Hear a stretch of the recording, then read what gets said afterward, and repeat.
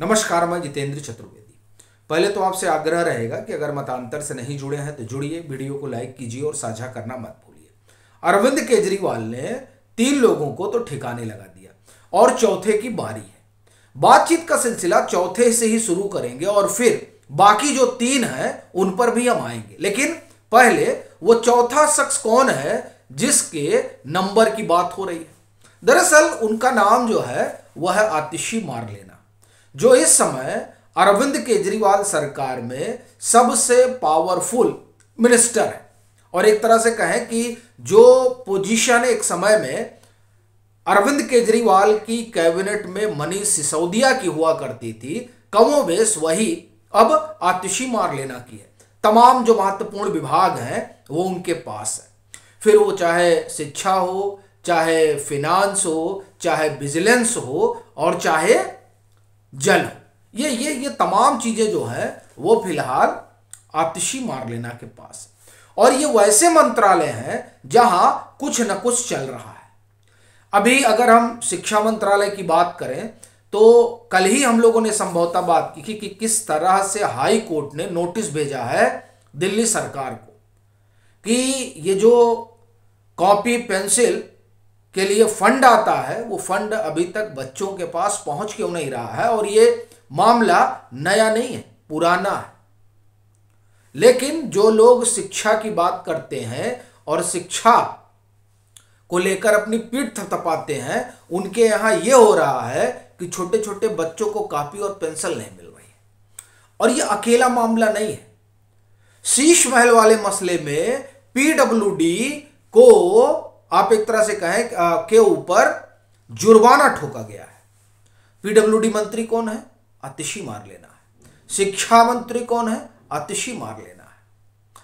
तो इससे एक बात तो स्पष्ट हो रही है कि जिस तरह से तो जो तमाम जांच पड़ताल है वो आगे बढ़ रही है, उसमें कहीं ना कहीं आतिशी मारलेना के लिए भी संकट जो है वो बढ़ता जा रहा है।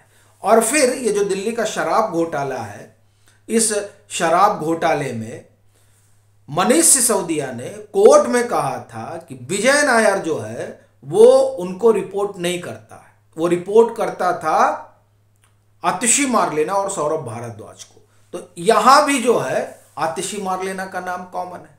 तो इसलिए आप अगर देखें तो ये जो पावरफुल मंत्री हैं, इनका भी जो संकट है वो बढ़ रहा है। और जो जल मंत्रालय है वहां भी कई तरह के किंतु परंतु हैं, कई तरह के आरोप हैं जो लगाए जा रहे हैं। तो इसलिए यह माना जा रहा है कि अब की बार जो है इनका नंबर लग सकता है। एक तो ये। अब बाकी 3 कौन है, बड़ा सवाल ये है। तो बाकी 3 में हम आए, उसमें 2 तो इनके अपने विश्वस्त सहयोगी हैं जैसे आतिशी मारलेना है, और एक जो है वो पार्टी है। पार्टी कौन है? कांग्रेस। तो कांग्रेस के साथ क्या कर दिया इन्होंने? लंगी मार दी। तो कैसे क्या, उसी पर थोड़ा हम लोग पहले बात करते हैं, फिर बाकी जो 2 इनके साथी हैं जिनको इन्होंने ठिकाने लगा दिया उन पर आएंगे।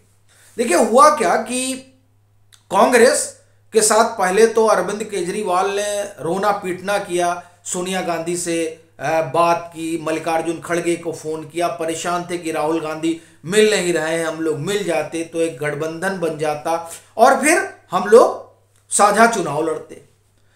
अब देखिए तमाम नूरा कुश्ती हुई, फिर ये पता चला कि नहीं अब ये लोग मिलना शुरू किए हैं। जब ये मिलने का हुआ तो दिल्ली में विरोध शुरू हो गया कांग्रेस के भीतर, पंजाब में विरोध शुरू हो गया कांग्रेस और आम आदमी पार्टी दोनों के भीतर। फिर अरविंद केजरीवाल को लगा कि अरे अब सीट बढ़ जाएगी तो जो हमने प्रधानमंत्री बनने का सपना देख रखा है वो कैसे होगा। चूंकि अरविंद केजरीवाल को लगा कि ऐसा देखिए चुनाव होने जा रहा है, चुनाव में तो जाहिर सी बात है जो स्थिति परिस्थिति है उसमें 1-1 सीट 2-2 सीट के लिए मारपीट होगी। और अगर हम जो है ठीक ठाक सीट पा जाएंगे 20 सीट 25 सीट। मैं एक बात बता रहा हूं, मैं नहीं कह रहा हूं कि अरविंद केजरीवाल पाने जा रहे हैं, मैं बता रहा हूं कि दरअसल लंगी मारी क्यों गई और किस तरह से इन्होंने एक कहे कि कांग्रेस को एकदम हाशिए पर ढकेल दिया। तो इनको लगा कि 20-25 सीट अगर हमको मिल जाएगी, भाई 13 तो जो है वो पंजाब में ही है, 7 दिल्ली में है, 20 तो ऐसे ही हो गया। फिर गुजरात में हम 12.5% वोट पाए तो वहां भी हमको कुछ मिल जाएगा, गोवा में भी कुछ मिल जाएगा, हरियाणा में भी कुछ मिल जाएगा। तो इन्होंने कहा कि नहीं, अब जो गठबंधन होगा ना वो जो है वो इन 5 राज्यों में होगा, यानी कोई 54-55 सीटें उन पर होगा। वो सिर्फ जो है दिल्ली उल्ली की बात नहीं होगी, हम इन सीटों पर करेंगे। अब जब इन सीटों पर करेंगे तो जाहिर सी बात है कि कांग्रेस और उसकी जो लीडरशिप वो हड़बड़ा गई। और गुजरात में तो अरविंद केजरीवाल ने भरूच में अपना उम्मीदवार भी घोषित कर दिया। अच्छा, भरूच जो है वो सेंटीमेंट के तौर पर कांग्रेस के लिए बड़ी चीज है, क्योंकि वहां से अहमद पटेल आते रहे हैं, तो एक वहां सेंटीमेंट है, उनके लोग चाहते हैं कि हमारी सीट रहे, और इन्होंने तो घोषणा कर दी। तो अब क्या हुआ कि अब कांग्रेस के भीतर भी जो है रसाकसी चलने लगी, और उधर पंजाब इकाई जो है किसी तरह से मानने को तैयार नहीं कि साहब इनके साथ जाया जाए। अच्छा, और वहां आम आदमी पार्टी को भी लगता है कि कांग्रेस का कुछ होने जाना है नहीं, इसके साथ आप गठबंधन करेंगे तो अपने ही कंधे पर ये चलकर 2-4 सीट जीत जाएगी, और गठबंधन नहीं करेंगे तो सारी सीट हमारी ही है, सबय भूम गोपाल की, तो सारा सीट जीत लेंगे। और फिर इन अरविंद केजरीवाल को एक बात और लगी होगी, संभवतः ऐसा लगता है कि ये जरूर रहा होगा, वो ये कि ये जो 22 जनवरी का रामलला का प्राण प्रतिष्ठा कार्यक्रम हुआ उसने तो सबकी जमीन हिला दी है। अच्छा, उस जमीन हिलने में अरविंद केजरीवाल को ऐसा लग रहा है कि कांग्रेस के साथ रहने बड़ा भारी नुकसान होगा, क्योंकि कांग्रेस को लेकर अभी भी जमीन पर सेंटीमेंट जो है वो नाराजगी भरा है, भले ही विमर्श करने वाले कितना भी विमर्श बना रहे। तो ये बात भी अरविंद केजरीवाल को खाई जा रही है। और आप देखिए, इसीलिए अरविंद केजरीवाल ने 22 जनवरी को लेकर किस तरह की तैयारी की थी। उन्होंने सुंदरकांड का पाठ कराया, फिर 22 जनवरी को भंडारा कराया, शोभा यात्रा निकली, मतलब वो तमाम चीजें अरविंद केजरीवाल ने की जिससे ये ना लगे कि हम इस कार्यक्रम के विरोध में हैं। यानी वो किसी भी तरीके से कोई गलत संदेश नहीं देना चाह रहे थे। इसी से स्पष्ट हो गया था कि अरविंद केजरीवाल जो है वो कांग्रेस के साथ चलने वाले नहीं। तो अब कह रहे हैं कि नहीं, हम पंजाब में अकेले जाएंगे, और उन्होंने ये भी कहा कि जब हम मीटिंग में बैठेंगे तो कहेंगे कि हम पंजाब अकेले लड़ेंगे। और फिर वो ये भी कह रहे हैं कि हमने तो एक सीट पर 2-2, 4-4 कैंडिडेट भी देख लिए, मतलब वो तो स्क्रीनिंग भी कर रहे हैं। और फिर वो ये भी कह रहे हैं कि हमको हरियाणा में भी 3 सीट चाहिए, और गोवा में उन्होंने बाकायदे रिपोर्ट कार्ड मांगी है अपने विधायकों से, गुजरात में उन्होंने रिपोर्ट कार्ड देख ली और दिखा दी। यानी अरविंद केजरीवाल पंजाब में कोई समझौता नहीं करेंगे, वो सारी सीटों पर लड़ेंगे, लेकिन हरियाणा में आप समझौता करिए उनसे, उनको सीट चाहिए, उनको जो है गुजरात में सीट चाहिए, घोषणा ही कर दी उन्होंने, उनको गोवा में सीट चाहिए। यानी अरविंद केजरीवाल ने जो ताना बाना बुना है उस ताने बाने में एक तो उन्होंने साफ कर दिया है कि कांग्रेस के साथ नहीं जाने का, क्योंकि कांग्रेस के साथ जाने में नुकसान हो जाएगा, और कांग्रेस के खिलाफ लड़ेंगे तो कांग्रेस का जो वोट है वो आम आदमी पार्टी को मिल जाएगा, और ये ट्रेंड रहा है।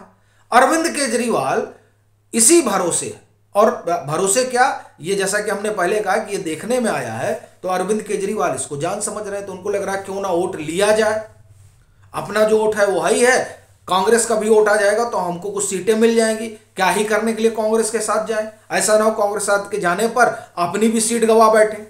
तो इसलिए अब अरविंद केजरीवाल ऐसा लगता है, और उनकी पार्टी ने तय कर लिया है कि कांग्रेस के साथ जाना नहीं है, तो इनको भी उन्होंने ठिकाने लगा दिया। अब बाकी 2 कौन है, तो बाकी 2, एक जो है मनीष सिसोदिया है जो इनके सबसे पुराने सहयोगी, और दूसरे जो है संजय सिंह, ये भी इनके विश्वस्त सलाहकारों में। अब देखिए, आप कहेंगे कि ठिकाने कहां लगा दिया, भाई देखिए ईडी बुला रही है, अरविंद केजरीवाल जा नहीं रहे हैं, 4-4 सम्मन हो चुका, और कह रहे हैं कि मैं आरोपी कहां हूं। अब भाई कहां से अरविंद केजरीवाल आरोपी होंगे, अरविंद केजरीवाल के पास तो कोई मंत्रालय था नहीं, दस्तखत कहीं करते नहीं थे, दस्तखत कौन करता था, मनीष सिसोदिया, तो मनीष सिसोदिया अंदर गए हुए हैं। और संजय सिंह कह रहे थे कि हमारे ऊपर कोई आरोप ही नहीं है, पता चला कि 1.5 साल बाद ये हुआ कि साहब जो मुख्य साजिश करता है वो तो संजय सिंह ही है, तो संजय सिंह भी चले गए, और अरविंद केजरीवाल कह रहे हैं कि हमारा कोई लेना देना ही नहीं है। आपको ध्यान होगा उन्होंने सीबीआई से ही कह दिया था कि हमारा इस घपले घोटाले से कोई लेना देना नहीं है, हमको तो मालूम भी नहीं क्या कुछ इन लोगों ने किया है, जो किया है वो आप मनीष सिसोदिया जाने, ग्रुप ऑफ मिनिस्टर्स जाने और आबकारी विभाग जाने। अब यही हाल संजय सिंह वाले नहीं कर सकते थे, तो संजय सिंह को इन्होंने जाहिर सी बात ओबलाइज किया, ये कहा जा रहा है। तो अब ये दोनों लोग तिहाड़ में रहें और अरविंद केजरीवाल जो है वो तो सवाल ही कर रहे हैं। हालांकि इस तरह का अधिकार नहीं है, किसी को भी अगर ईडी सम्मन कर रही है तो स्वाभाविक तौर पर उसे सहयोग करना होगा, क्योंकि वो ज्यादा दिन तक ईडी के सम्मन से भाग नहीं सकता, आखिरकार हाजिरी तो होगी। और हेमंत सोरेन का मामला इसका उदाहरण है कि नहीं आ रहे थे, फिर कहा कि आइए साहब चले आइए, तो ईडी गई, अब ईडी करिए, अब आइए।